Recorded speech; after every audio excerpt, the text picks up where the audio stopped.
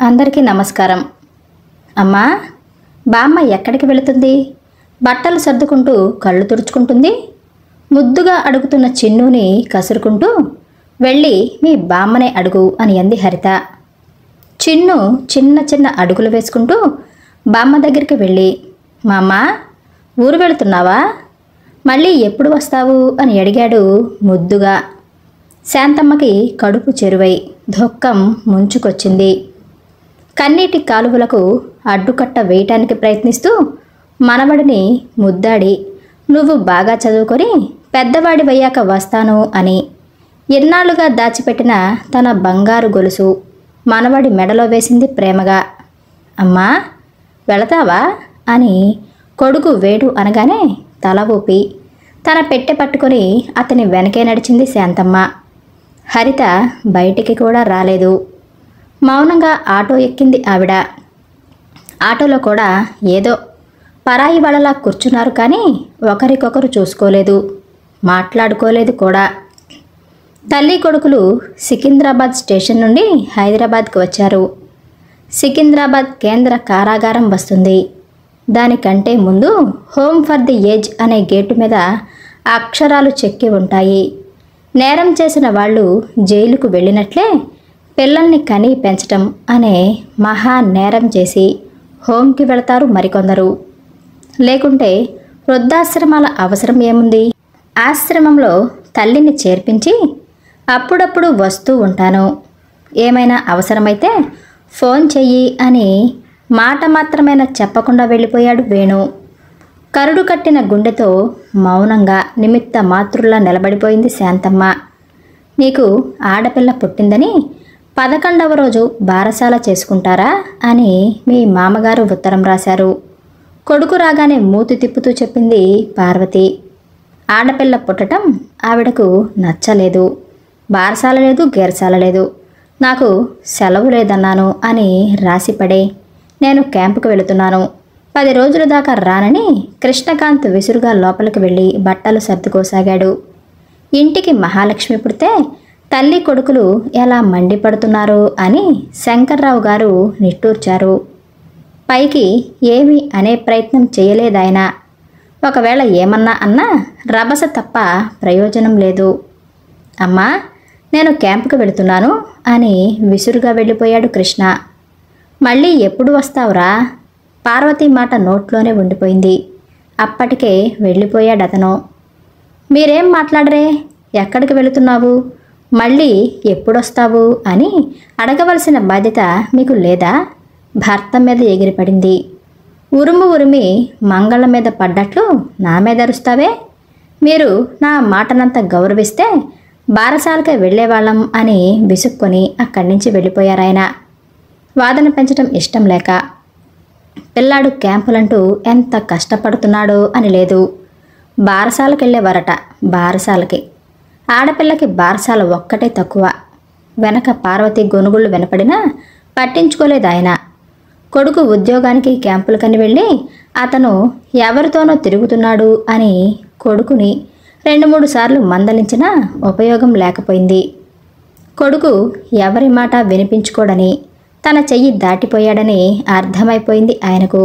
ఆ విషయం భార్యకు చెప్పినా నమ్మదనో, ఆమె మనసును కష్టపెట్టడం ఎందుకనో ఊరుకున్నారాయన. ఒక ఆడదాని కడుపున పుట్టి మరో ఆడదాన్ని కట్టుకొని ఇంకో ఆడదానితో తిరిగే మగాడు తనకి ఆడపిల్ల పుడితే మాత్రం అసహ్యించుకుంటాడు. అది ఆడపిల్ల పుట్టినా మగపిల్లవాడు పుట్టినా అందుకు కారకుడు కూడా మగవాడే అని తెలిసి కూడా మూర్ఖంగా ప్రవర్తించటం సృష్టి వైపరీత్యం. కృష్ణ క్యాంపులో ఉన్నాడని, బారసాల ఇప్పుడు కుదరదని అత్తగారు రాసిన ఉత్తరం చదివిన దగ్గర నుంచి సత్యవతి మనస్సులో లేదు. పాపం, భర్త తీరిక లేకుండా ఎంత కష్టపడుతున్నాడో. తను కూడా దగ్గర లేదు అని జాలిపడిందే కానీ ఆడపిల్ల పుట్టినందుకే బారసాలకి రాలేదని, సార్థక నామధేయుడని ఊహించుకోలేకపోయింది. 3వ నెల ఎప్పుడొస్తుందా, ఎప్పుడెళ్ళి భర్తకు సేవలు చేస్తానా అని అమాయకంగా ఆలోచిస్తూ ఉండిపోయింది. ఆడవాళ్ల అమాయకత్వాన్ని, అనురాగాన్ని మగవాడు తనకి అనుకూలంగా మార్చుకొని అవకాశవాదిగా మారిపోవటంలో ఆశ్చర్యం ఏమీ లేదు. ఇటువంటి ఆడవాళ్ళు ఉన్నంతకాలం అంతే. అలా పుట్టిన ఆ పిల్లకి పుట్టిన దగ్గర నుండి అన్ని ఎదురు దెబ్బలే. ఆ పిల్లకి బారసాల ఆ తర్వాత కూడా జరగలేదు. శాంతమూర్తి అయినటువంటి సత్యవతి తన కూతుర్ని శాంత అని పిలుచుకునేది. చంటి పిల్లని తీసుకొని వచ్చినా ఆమెకు మంగళహారతులు ఇవ్వలేదు సరికదా, పసిపిల్ల ఇంటికి వచ్చిందన్న సంతోషమే లేదు ఎవరికి. ఎలా ఉన్నావమ్మా అని శంకర్రావు గారు పలకరించారు. కానీ పార్వతి అటువైపే చూడలేదు. సత్యవతి మొదట చిన్నపోయినా సర్ది చెప్పుకొని తన పనులు తాను చేసుకోసాగింది. కృష్ణ వచ్చాక సంబరంగా ఎదురెళ్ళింది. ఎలా ఉన్నారు, ఏంటి ఎంత చిక్కిపోయారు, మన అనురాగాల తొలి పంటని చూడాలని అనిపించలేదా అని అంది బొంగమూతి పెట్టి. సారీ సత్య, ఈ మధ్య క్యాంపులు ఎక్కువైపోయాయి, నువ్వు కూడా లేవని ఒప్పుకున్నాను. వేళకి నిద్రాహారాలు ఉండవు. మరి నువ్వు వచ్చావుగా, ఇక తగ్గించుకుంటాను సరేనా అని అన్నాడు సత్యవతి బొగ్గ మీద చిటికేస్తూ. ఇటువంటి భర్తలకి భార్యని పడగొట్టడం వెన్నతో పెట్టిన విద్య. ఆ మాత్రానికే కరిగిపోయి ఇన్నాళ్ళు భర్త తనని పిల్లని చూడటానికి రాలేదు అన్న విషయాన్ని అవలేలగా అవతలికి నెట్టేసి తమ తొలివలపు పంటని ఆనందంగా చూపించింది అతనికి. తన అయిష్టాన్ని కప్పిపుచ్చుకుంటూ, చంటి పిల్లల్ని ఎత్తుకోవటం నాకు చేతకాదు బాబు, చాలా అందంగా ఉంది నీలానే అని నవ్వాడు కసిగా. ఆ మాత్రానికే మురిసిపోతూ మన చిట్టి తల్లికి పేరేం పెడదాం అని అంది సత్యవతి సంబరంగా. నీ ఇష్టం, నువ్వు ఏ పేరు పెడితే అదే, నేనేమీ కాదనను. సరే స్నానం చేసి వస్తాను, వడ్డించు, ఆకలి దంచేస్తుంది అని బాత్రూంలోకి వెళ్ళాడు. పాపం భర్తకు ఎంత ఆకలిగా ఉందో, తను అనవసరంగా కబుర్లు చెప్తూ కూర్చుంది అని తనని తాను తిట్టుకొని వడ్డించడానికి వంటింట్లోకి వెళ్ళింది సత్యవతి. అప్పట్నుంచి బిడ్డ మీద తనకున్న అయిష్టాన్ని భార్యకు తెలియకుండా తిప్పికొడుతూ తన తిరుగుళ్ళకి క్యాంపులు అని పేరు పెట్టి ఇష్టం వచ్చినట్లు తిరుగుతూ ఎంతో కష్టపడిపోతున్నట్లు మాట్లాడేవాడు కాదు. కృష్ణ మాటల్లోని టెక్నిక్లను కనిపెట్టే తెలివితేటలు సత్యవతికి లేవని కృష్ణకి బాగా తెలుసు. అలా తిరిగి వచ్చినప్పుడు ఏ గాజులో పూసల సెట్లో తెచ్చి ఆమెకిచ్చేసరికి అతనికి తన మీద ఎంత ప్రేమో అని పొంగిపోయేది. ఆడపిల్ల పుట్టిందని అత్తగారు సాధించిన అలసిపోయి వచ్చిన భర్తకి చెప్పటం ఎందుకు అని తనే సర్దుకుపోయేది. పాపాయి ముచ్చట్లన్నీ మామగారితో చెప్పి మురిసిపోయేది. ఈ అమాయకురాలిని ఆ భగవంతుడే రక్షించాలని ఆయన ఓపికగా విని ఆనందంలో తను పాలు పంచుకునేవారు. అలా కన్న తండ్రి అనాధారానికి గురైన శాంతకి స్కూల్లో చేరే వయసొచ్చింది. శంకర్రావు గారే అక్షరాభ్యాసం చేయించి మంచి కాన్వెంట్లో చేర్పించారు. ఆడపిల్లకి అంత డొనేషన్లు కట్టి ఫీజులు కడుతూ కాన్వెంట్లెందుకు, ఏ గవర్నమెంట్ స్కూల్లోనో చేర్పించాలని తండ్రి దగ్గర గొణిగేవాడు కృష్ణ. ఆయన వినిపించుకోలేదు. గట్టిగా నవ్వినా మాట్లాడినా కృష్ణ కోపంగా చూసేవాడు కూతురు వైపు. దాంతో శాంతకి మాట్లాడటం తగ్గిపోయింది. పేరుకు తగ్గట్లు మౌనంగా ఉండిపోయేది. ఏమైనా అడిగితే సమాధానం చెప్పేది, లేకపోతే చదువుకుంటూ కూర్చునేది. ఎన్ని మార్కులొచ్చాయో చూడకుండానే రిపోర్టు మీద సంతకం పెట్టేవాడు. తండ్రి అభినందన కోసం ఎదురు చూసేది శాంత. శాంతకి భరతనాట్యం నేర్చుకోవాలని ఉండేది. ఆ రోజులలో టీవీలో ఇన్ని ఛాన్సులు ఉండేవి కావు. ఈ పిచ్చిగంతులు కూడా లేవు. ఎప్పుడైనా సినిమాల్లోనో టీవీల్లోనో భరతనాట్యం వస్తే కళ్ళప్పగించి చూసేది. ఒకసారి తల్లి చేత తండ్రిని అడిగించింది శాంత. అమ్మాయి డ్యాన్స్ నేర్చుకుంటుందటండి అని సత్యవతి మెల్లగా అంది. ఛ, బుద్ధిగా చదువుకోక ఆడపిల్లకి డ్యాన్స్ ఎందుకు? అది కాదు సత్య, స్టేజ్ ఎక్కి గంతులేస్తే పెళ్ళవుతుందా? మన పరువు ఏమవుతుంది? నువ్వే ఆలోచించు. మొదట కసుమన్నా తరువాత నిర్ణయాన్ని భార్యకు వదిలేస్తున్నట్లుగా తప్పించుకున్నాడు. శాంతకి అది కుదరని పని అని అర్థమైపోయింది. తాతగారు కూడా అంత ఇంట్రెస్ట్ చూపించలేదు. నాయనమ్మ సరే సరే. స్కూల్లో ఆటల మీద తన దృష్టిని సారించింది శాంత. ఆటల్లో ఫస్ట్ వచ్చేది. గేమ్లో అయినా సరే ఆమెను ఓడించడానికి మిగతా పిల్లలు ప్రయత్నించేవారు, పోటీ పడేవారు. శాంతకి తమ్ముడు పుట్టడంతో సత్యవతికి శాంత కబుర్లు వినే తీరిక ఉండేది కాదు. తండ్రి ఎప్పుడూ తమ్ముణ్ణి ముద్దు చేసేవాడు. నాయనమ్మ కూడా మనవడు పుట్టాక వాడిని ఎత్తుకుని ముద్దులాడేది. చిన్నబోయిన శాంతముఖం చూసి తాతగారు ఆమె స్కూల్ కబుర్లు అన్నీ చెప్పించుకొని ఓపికగా వినేవారు. ఉత్సాహంగా చెబుతున్న శాంతని ప్రోత్సహించేవారు. అందుకే తనకు వచ్చిన బహుమతులను మొదట ఆయనకే చూపించేది. పేరెంట్స్ డేకి మొదట తల్లి వచ్చేది. తమ్ముడు పుట్టాక తల్లి కూడా రావటం మానేయటంతో ఆమెకు చాలా బాధేసింది. రాష్ట్ర స్థాయి క్రీడల పోటీలో తమ స్కూల్ తరపున శాంతని పంపించడానికి నిర్ణయించారు కాన్వెంట్ వాళ్ళు. తల్లిదండ్రుల అనుమతి కోసం ఇంటికి లెటర్ పంపించారు. ఆడపిల్లలు ఆటల పోటీలంటూ ఊరేగటం ఏమిటి, నేను ససేమిరా ఒప్పుకోను అని నానా గొడవ చేశాడు కృష్ణ. సత్యవతి కూడా ఆ మాటలు నిజమేనని అనిపించడంతో శాంత ఉత్సాహం మీద నీళ్లు చల్లినట్లుగా అయింది. కన్నీళ్లు పెట్టుకోవటం తప్ప తల్లిదండ్రులను ఎదిరించటం ఆమెకు అలవాటు లేదు. ఇక శంకర్రావు గారు నచ్చజెప్పబోయినా మిగతా వాళ్ళదే మెజారిటీ కావటంతో లాభం లేకపోయింది. అప్పటి నుంచి శాంత ఆటలే వదిలేసుకుంది. చదువులోనూ డల్ అయిపోయింది. మంచి మార్కులు రాకపోతే చదువు మాన్పించేస్తాను అని తండ్రి బెదిరించడంతో కష్టపడి చదవటానికి ప్రయత్నం చేసేది. కానీ చదివినవి అన్నీ మర్చిపోయేది. పరీక్షల సమయానికి జ్ఞాపకం వచ్చేవి కావు. అలా చదువులోనూ వెనకబడిపోవటంతో చదువు మాన్పించేశాడు కృష్ణ. ఇంట్లో పనంతా ఆమె నెత్తి మీద పడింది. నాయనమ్మకి ఒంట్లో బాగుండకపోవటం, తల్లికి అనారోగ్యం, ఇంటి చాకిరి ఓపికగా చేసేది. తమ్ముడు రవి ఆమె మీద అథారిటీ చేసేవాడు, కొట్టేవాడు కూడా. ఆమె మౌనంగా అన్నీ భరించేది. ఏదైనా వస్తువు పాడు చేసి తండ్రి రాగానే అక్కే పగలగొట్టింది అని అంటూ కంప్లైంట్ చేసి తిట్టించేవాడు.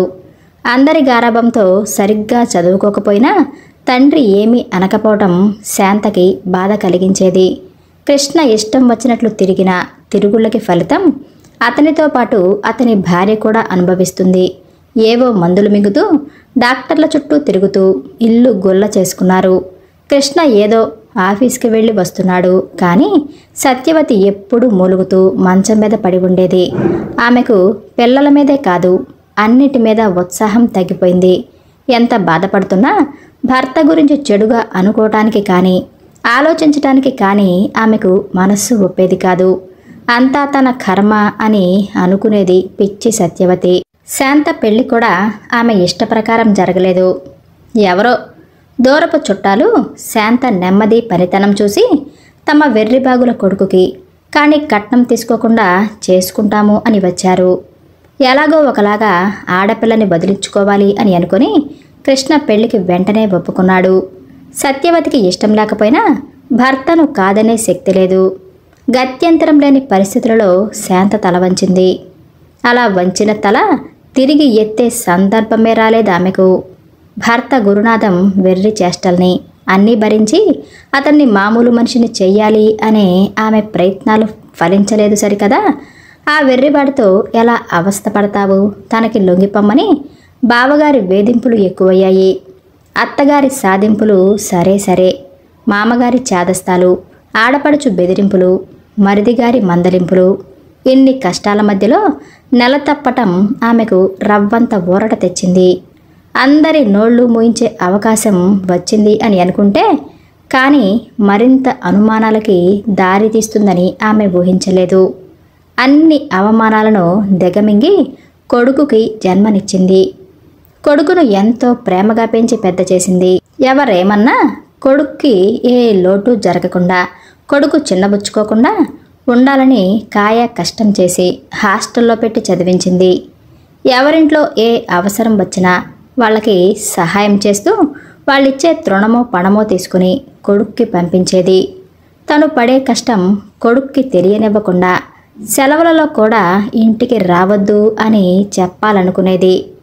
కానీ ఇంటికి రాక ఎక్కడికి వెళతాడు అని కష్టసుఖాలు తెలుసుకుంటే మంచిదని కోరుకునేది. కొడుకు సెలవులకు వచ్చినన్నాళ్ళు ఆప్యాయంగా ఇష్టమైనవి అన్నీ వండి పెట్టేది. కావలసినప్పుడు డబ్బు అడగటం తప్ప తల్లి కష్టాన్ని పట్టించుకున్నట్లుగా కనపడేవాడు కాదు వేణు. కొడుకు పెద్ద చదువులు చదువుకొని మంచి ఉద్యోగం సంపాదించుకున్నాడు. తన కలలు నిజమయ్యాయి అని జీవితంలో మొదటిసారి సంతోషంతో పొంగిపోయింది. తన భర్తని తీసుకుని కొడుకుకి ఉద్యోగం వచ్చిన ఊరికి వెళ్ళి ప్రేమగా వండి పెడుతూ కొడుక్కి మంచి సంబంధం చూసి పెళ్లి చేయాలి అని మనవళ్లతో ఆడుకోవాలని ఆశపడింది శాంతమ్మ. తను ఉద్యోగం చేసే ఊళ్ళో అద్దెలు ఎక్కువని తల్లిదండ్రులను తీసుకొని రాకపోవటమే కాకుండా తను ఎవరో అమ్మాయిని ప్రేమించి పెళ్లి చేసుకున్నానని ఉత్తరం రాసి పడేశాడు. ఆ ఉత్తరం చూసి శాంతమ్మ మొదటిసారిగా కుంగిపోయింది. వెన్ను విరిగినట్లు వంగిపోయింది. చిన్నప్పటి నుంచి ఎన్నో కష్టాలని అవమానాలను ఎదుర్కొన్న శాంతమ్మ గుండె దిటవు చేసుకుంది. కొడుకు పిల్ల పాపలతో సుఖంగా ఉండాలని మనసారా ఆశీర్వదించింది శాంతమ్మ. భర్త అనారోగ్యంతో మంచం పట్టడంతో అతనికి సేవలు చేస్తూ కొడుకు సంసారం ఎలా ఉందో చూడాలన్న కోరికను మనసులోనే అణుచుకుంది. భర్త చనిపోవడంతో శాంతమ్మ అతని కర్మకాండలకు వచ్చిన కొడుకుతో వెళదాం అని అనుకుంది. కొడుకు మాట వరుసగా కూడా తనతో రమ్మనకపోవటం ఆమె ఆశను నిరాశ చేసింది. తనే నోరు తెరిచి అడిగింది, బాబూ, నేను కూడా నీతో వచ్చేస్తాను. ఇకెక్కడ ఏముంది, నీకు మీ ఆవిడకు వండి పెడుతూ మనవాళ్లను చూసుకుంటాను అని అనేసరికి వేణు హరితకేసి చూశాడు. హరిత భర్తని పక్కకు పిలిచి, రానివ్వండి, ఇంట్లో పని మనిషికయ్యే ఖర్చులు తగ్గుతాయి. లోకానికి కన్న కొడుకు కోడలు వదిలేశారు అనే నింద మనకి తగ్గుతుంది అని అత్తగారిని అత్తగారిగా చూడలేని అహంభావంతో చెప్పింది. ప్రేమ మైకంలో పెళ్ళాం చెప్పిన దానికి తలాడించే వేణులాంటి వాళ్ళున్నంత వరకు హరితలాంటి కోడలు, శాంతమ్మ లాంటి అత్తగారులు ఉంటూనే ఉంటారు. ఇంటి పనంతా తన మెదవేసి కొడుకు కోడలు హాయిగా తిరుగుతుంటే సంతోషించిందే కానీ ఒక్క మాటైనా ఆప్యాయంగా మాట్లాడటం లేదని చిన్నబుచ్చుకోలేదు. జరిగిన గతమంతా కళ్ళ ముందు తిరుగుతుంటే కళ్ళు తిరిగి కింద పడిపోయింది శాంతమ్మ. ఆమెనే పరిశీలిస్తూ అక్కడే కూర్చున్న సుందరమ్మ గబుక్కున లేచి అక్కడున్న అధికారికి తెలియజేసింది. శాంతమ్మ ముఖం మీద నీళ్లు చల్లి లేపి ఆమె తేరుకోవటానికి వేడివేడిగా టీ ఇచ్చారు. టీ తాగాక శాంతమ్మ తేరుకుంది. సుందరమ్మ, ఆమెను మీ గదిలోకి తీసుకెళ్ళి విశ్రాంతి తీసుకోనివ్వు. నీ ప్రశ్నలతో ఆమెను వేధించకు సుమా అని అంటూ నవ్వుతూ వెళ్ళిపోయారాయన. సుందరమ్మతో కలిసి శాంతమ్మ తన మంచం దగ్గరికి వచ్చింది. తన పెట్టెను అక్కడ సెల్ఫ్లో పెట్టుకొని మంచం మీద కూర్చొని సుందరమ్మని చూసి స్నేహంగా నవ్వింది. మీ శరీరం కన్నా మనసు బాగా అలసిపోయినట్లుగా ఉంది. ఏమీ ఆలోచించకుండా కాసేపు పడుకోండి. భోజనం సమయానికి లేపుతాను. ఇక్కడ తోట పని, భజనలు చాలా ప్రశాంతంగా గడిచిపోతుందిలే అని గొంతు తగ్గించి ఆ సంసార జంఝాటం కంటే ఇదే నయం అనిపిస్తుంది అని చెప్పింది సుందరమ్మ. ఇంతవరకు తను ఒక్క మాట కూడా మాట్లాడకపోయినా ఆమె చూపించే అభిమానానికి శాంతమ్మ మనస్సు తేలిక పడింది. ఇక్కడికి వచ్చాక అందరూ ఇలాగే ఉంటారేమో అని అనుకుని కళ్ళు మూసుకుంది శాంతమ్మ. మళ్ళీ కలలోకి వెళ్ళింది. మొన్న పులిహోరలో వేయవలసిన పోపు పరమాన్నంలో వేశారు. కాఫీ పొడి వేయటానికి బదులు టీ పొడి వేస్తారు. ఒకరోజు పాలు తోడు పెట్టడమే మర్చిపోతారు. కూరలో అసలు ఉప్పు వేయటమే మర్చిపోతారు. పులుసులో 2 సార్లు వేస్తారు. రేపు కూర పొడి అని అనుకుని ఏ ఎలకల మందో వేస్తే అందరం చచ్చూరుకుంటాం. పిల్లవాడి పాలలో ఏమైనా కలిపితే అమ్మో, ఇవన్నీ భరించడం నా వల్ల కాదు. ఈవిడ మతిమరుపుతో మనం చావును కొని తెచ్చుకోలేము కదా. ఏమండి, మీ అమ్మను తీసుకొని వెళ్ళి ఆ వృద్ధాశ్రమంలో చేర్పిస్తే కానీ నేను పచ్చి మంచినీళ్ళు కూడా ముట్టను అని అంటుంది. పడుకున్న శాంతమ్మ గతాన్ని తలుచుకొని బాధపడుతుంది. బాధపడకు, అన్నీ మర్చిపోయి హాయిగా నిద్రపో. రేపు మాట్లాడుకుందాము. నీ కడుపులో బాధ చెప్పుకుంటే కొంత దుఃఖం తగ్గుతుంది. నాకు తెలుసు, ఈ రోజుకి విశ్రాంతి తీసుకో అని ఆప్యాయంగా తల నిమురుతూ కళ్ళు తుడుస్తుంటే తల్లి ప్రేమ గుర్తొచ్చి ఆమె ఒళ్ళో పడుకున్నట్లే ప్రశాంతంగా నిద్రపోయింది శాంతమ్మ. సుందరమ్మ విరక్తిగా నవ్వుకుంది. ఏ స్త్రీ చరిత్ర చూసినా ఏముంది గర్వకారణం? స్త్రీజాతి అంతా ఇంతేనా? తనకి 2 కొడుకులు, కోడళ్ళు, మనవళ్ళు, కూతుళ్ళు, అల్లుళ్ళు, తోబుట్టువులు అందరూ ఉండి కూడా ఎవరూ లేరు అని చెప్పి ఇక్కడ చేరింది. ఇంతకంటే దౌర్భాగ్యం ఇంకేముంటుంది? తనే కాదు, ఇక్కడ చేరే వాళ్ళందరికీ ఒక్కొక్కరిది ఒక్కొక్క కథ. వినటానికి బాగానే ఉంటాయి, అనుభవిస్తేనే కదా తెలుస్తుంది అదెంత నరకమో. ఏదైనా తన దాకా వస్తే కానీ తెలియదని పెద్దలు ఊరికే అనలేదు. హరిత ఆఫీసులో బిజీగా ఉంది. తల్లి దగ్గర నుండి ఫోన్ వచ్చింది. సాయంత్రం ఇంటికి వెళ్లే ముందు ఒకసారి వచ్చి వెళ్ళమని అడిగింది. ఇక హరిత భర్తకి తను తల్లి దగ్గరికి వెళుతున్నట్లుగా ఫోన్ చేసి స్కూల్కి వెళ్ళి బాబును తీసుకుని పుట్టింటికి వెళ్ళింది. వచ్చావా అమ్మా? ఏరా కన్నా, ఎలా ఉన్నావు?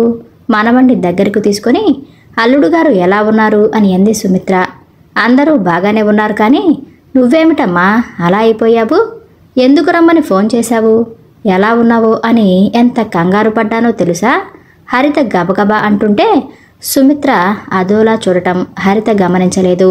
ఏం చెప్పమంటావమ్మా, నాకు లంగ్ క్యాన్సర్ కదా, ఇదిక తగ్గేలా లేదు. దీనికి వేలకి వెలుపోసి వైద్యం చేయించడం ఎందుకు?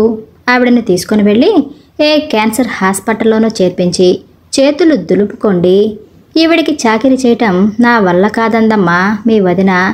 తల్లి ఏడుస్తుంటే హరితకు కడుపు మండిపోయింది. వదిన అంత మాటందా?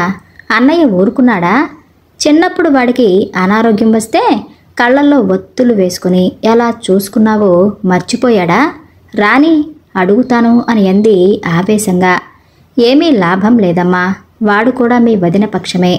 అది తానా అంటే వాడు తందానా అంటున్నాడు. నేను క్యాన్సర్ హాస్పిటల్లో చేరిపోయి చావో బతుకు అక్కడే. సుమిత్రకి దుఃఖం ఆగలేదు. హరిత కూడా ఏడుస్తూ, అమ్మా మా ఇంటికొచ్చేయి. అమ్మా, నేనుండగా నువ్వు దిక్కులేని దానిలా క్యాన్సర్ హాస్పిటల్లో చేరటం ఏమిటి అని అంది. అల్లుడుగారు ఏమంటారో? వాళ్ళ అమ్మగారిని ఆశ్రమంలో చేర్పించి నన్నింటికి తీసుకొని వెళితే సుమిత్ర సందేహంగా చూసింది. ఏమీ అనరు. మా అత్తగారికి నీకు పోలిక ఏంటమ్మా? ఆవిడ మతిమరుపుతో కళ్ళు కనిపించగా ఎన్ని పొరపాట్లు చేసిందో నీకు నేను చెప్పాను కదా. మా ఆయనను దూరంగా హాస్టల్లో పెట్టి చదివించటంతో ఆయనకి తల్లి బల్లి లాంటి సెంటిమెంట్లు ఏమీ లేవులే. చాలా తేలికగా చెప్పేసింది హరిత. ఇంతలో అమ్మా అమ్మా, నువ్వు మా అమ్మని ఆశ్రమానికి పంపినట్లే అత్తయ్య కూడా అమ్మమ్మని పంపించేస్తుందటగా. ముసలి వాళ్ళందరూ అక్కడికే పోతారంట కదా. అమ్మా, పెద్దయ్యాక నువ్వు కూడా వెళ్ళిపోతావా? చిన్ను ముద్దుగా అడిగినా చెంప మీద కొట్టినట్లు కోపంగా చూసింది హరిత. నవ్వుతున్న వదినకేసి చూసి, వదినా, నీ కుళ్ళు బుద్ధంతా వాడికి ఎప్పటినుంచే నేర్పిస్తున్నావా? మా అమ్మని నేను తీసుకుని వెళుతున్నాను. అమ్మా, నువ్వు పెట్టి సర్దుకో. ఆగవమ్మ అర్ధమొగుడా, ఎందుకైనా మంచిది. ఒక్క మాట మీ ఆయనకి ఫోన్ చేసి చెప్తే మంచిది కదా. తేరా వెళ్ళాక కుదరదంటే పాపం మీ అమ్మగారు ఏమైపోతారో బాగా ఆలోచించుకో అని హరిత వదిన జయంతి దీర్ఘం తీసింది. ఆయన ఏమీ అనరు, ఆ సంగతి నాకు బాగా తెలుసు. అందరూ నీలాగా అన్నయ్యలాగా ఉండరు. హరిత తల్లిని కొడుకును తీసుకుని ఆటో ఎక్కి వెళ్ళిపోయాక జయంతి, హరిత అన్నయ్య సుధాకర్ పడిపడి నవ్వుకున్నారు. ఏమైనా నువ్వు మరీ సాహసం చేస్తున్నావు. జయవాళ్ల మధ్య గొడవ పెరిగి విడాకులు దాకా వెళితే వెళ్ళని మనం లేమా? ఉన్న విషయం చెప్పేద్దాం. జయంతి చాలా తేలికగా చెప్పేసింది. కానీ అన్నీ అనుకున్నట్లు జరగవని, ఒక్కోసారి తమాషాకి చేసినవే వికటిస్తే విషాదమే మిగులుతుందని తెలుసుకునేసరికి అంతా అయిపోతుంది. చూసావా వేణు, మా అన్నయ్య వదిన ఏం చేశారో? అమ్మకి క్యాన్సర్ అని హాస్పిటల్లో చేరుద్దామనుకున్నారు. అందులో తప్పేముంది? వేణు చాలా సీరియస్గా అన్నాడు. హరిత ఆశ్చర్యపోయింది. అది కాదు వేణు, హాస్పిటల్లో చేర్పించడం కాదు, వదిలేద్దాం అని అనుకున్నారు. అందరూ నీలాగానే ఆలోచిస్తారు అని ఎలా అనుకున్నావు? అక్కడ ట్రీట్మెంట్ బాగా ఉంటుందని వేలకు వేలు ఖర్చు పెట్టి ట్రీట్మెంట్ ఇప్పిద్దాము అని అనుకుంటే నువ్వెక్కడికి తీసుకొచ్చావేమిటి? మన దగ్గర అంత డబ్బెక్కడుంది? అయినా మీ వదిన హాస్పిటల్లో చేరుస్తానంది, కానీ నీలా ఆశ్రమంలో చేరుస్తాను అని అనలేదు కదా? వేణు సీరియస్గా అంటుంటే హరిత ఆశ్చర్యపోయింది. వేణుయేనా ఇలా మాట్లాడేది? తల్లిని ఆశ్రమంలో చేర్పించినందుకు నిజంగా ఫీల్ అవుతున్నాడా? పోనీలే అమ్మా, నా తలరాత ఎలా ఉంటే అలా జరుగుతుంది. నా మూలంగా మీ ఇద్దరు దెబ్బలాడుకోవటం ఎందుకు? నేను వెళ్ళిపోతాను అని సావిత్రి కళ్ళు తుడుచుకుంటూ పెట్టె తీసుకోబోయింది. నువ్వుండమ్మా, నువ్వు నా దగ్గరే ఉంటావు. ఎవరేమనుకున్నా నాకు సంబంధం లేదు. నేను సంపాదిస్తున్నాను. నిన్ను నా దగ్గర ఉంచుకొని వైద్యం చేయిస్తాను. హరిత తన నిర్ణయానికి తిరుగు లేదన్నట్లుగా ఖచ్చితంగా చెప్పింది. నేనేనా సంపాదన లేనివాడిని? నేను వెళ్ళి మా అమ్మని తీసుకొచ్చి కంటి ఆపరేషన్ చేయించి మతిమరుపుకు మందులిప్పిస్తాను. వేణు సీరియస్గా తను చేసిన పనికి పశ్చాత్తాపంతో అన్నాడు. మీ అమ్మని తీసుకొని వస్తే నీకు నాకు ఏ సంబంధము ఉండదు. ఆ విషయం మర్చిపోకు అని హరిత రెచ్చిపోయింది. ఆ మాటే నేనంటే వేణు కూడా రెచ్చిపోయాడు. నిన్ను హాస్టల్లో పెట్టి చదివించిన ఆవిడకు కళ్ళల్లో ఒత్తులేసుకుని మమ్మల్ని గుండెల్లో పెట్టుకుని పెంచిన మా అమ్మకు పోటీయా? మా అమ్మ హాస్టల్లో పెట్టి చదివించింది అనే నీకు తెలుసు. మా ఇంట్లో పరిస్థితిని బట్టి నేను ఇంట్లో ఉంటే చదువు సాగదని ఎంతో కష్టపడి అక్కడ ఇక్కడ పనిచేసి నన్ను హాస్టల్లో పెట్టి చదివించిందంటే నేను వృద్ధిలోకి రావాలని, నన్ను దూరంగా ఉంచాలని కాదు. అందుకు ఆవిడ ఎంత తల్లడిల్లిపోయిందో ఒక కన్న తల్లిగా నీకు నేను చెప్పక్కర్లేదనుకుంటా. దుఃఖంతో వేణు గొంతు పూడుకుపోయింది. నిజానికి రోజు గొడవలతో తల్లి నొచ్చుకోకూడదని, ఆమెని ఆశ్రమంలో చేర్పిస్తేనే ఆమెకు తనకి మనశ్శాంతి దొరుకుతుంది అని చేర్పించాడు.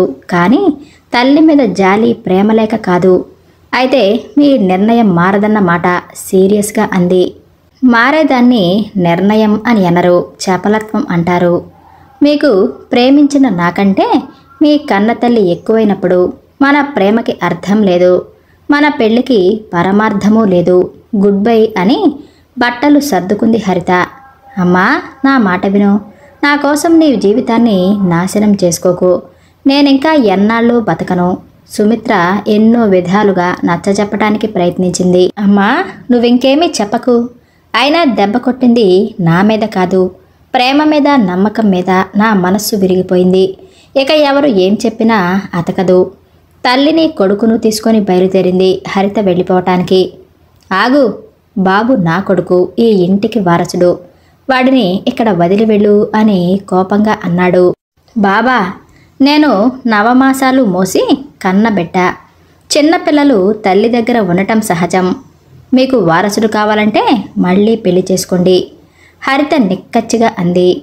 నువ్వు మళ్ళీ పెళ్లి చేసుకుంటే నీకు పుడతారు పిల్లలు, కానీ వీడు మాత్రం నా వంశోద్ధారకుడు అవుతాడు.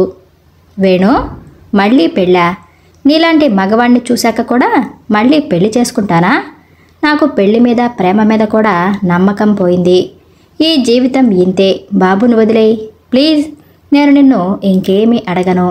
అహాన్ని చంపుకొని కాళ్ళబేరానికి వచ్చింది. అమ్మా, నేను నీకు కావాలి అని అన్నట్లే నానమ్మకి నాన్న కావాలి అని ఉండదా? మరి నానమ్మని ఎందుకు నాన్న దగ్గర నుంచి పంపించేశావు అని అడిగేసరికి చిన్ను ప్రశ్నకి అందరూ తెల్లబోయారు. బాబు, నీకు అమ్మ కావాలా వద్దా? ముందుగా తేరుకొని హరిత కోపంగా అడిగింది. నాన్నకి అమ్మ వద్దంటే నాకు వద్దు. బాబు ఏడుస్తున్నా ఈ హఠాత్ పరిణామాన్ని హరిత తట్టుకోలేకపోయింది. నీకప్పుడే అమ్మ వద్దట్రా, వేలుడు లేవు వెధవ. ఆవేశంలో ఒళ్ళు మరిచిపోయి ఇష్టం వచ్చినట్లు కొట్టసాగింది హరిత. వేణు తేరుకొని బాబును విడదీశాడు. నీకేమైనా మతిపోయిందా? అభం శుభం తెలియని పసివాడిని ఎందుకలా కొడతావు? కొడతానా, చంపుతానా?